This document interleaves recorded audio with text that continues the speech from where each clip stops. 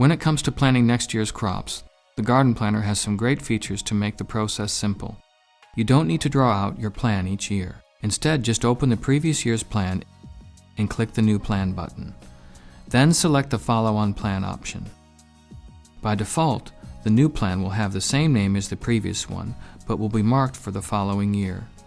But you can change this if you need to. A follow-on plan will usually make a copy of your garden layout and the perennial plants which don't move. However, you can also copy any text or choose to include all plants if you need to. Once you have your new plan, the Garden Planner remembers what you planted in previous years and helps you to choose where to place them. Most vegetables belong to one of 7 common plant families, and these are shown by the color of the plant information button and the color of the area behind the plant. Plants that don't belong to these 7 common families are given the gray miscellaneous background color. So for example, the brassica or cabbage family has green backgrounds and includes broccoli, cabbage, cauliflower, etc. Growing plants from the same family in the same area each year can cause the soil to become depleted of the nutrients those plants need and can lead to a buildup of pests or plant diseases. So it's important to rotate them to new areas each year. The Garden Planner makes crop rotation simple. When you pick up a plant that belongs to the brassica family, a red crop rotation warning flashes up to show where that crop was planted in previous years so that you can choose to avoid that area.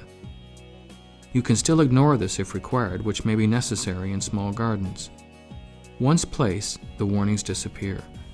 Picking up a plant from a different crop family, such as beans, which are part of the legume group, shows where plants from that family were placed previously. When you create a follow-on plan, the system links up to 5 previous plans.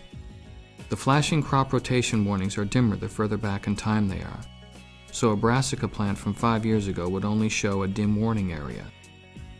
If you want to change which plans are linked, or want to turn off the crop rotation warnings, then you can do so using the settings buttons. This is particularly useful if you put in this year's plans and then decided that you wanted to add previous year's plans as well.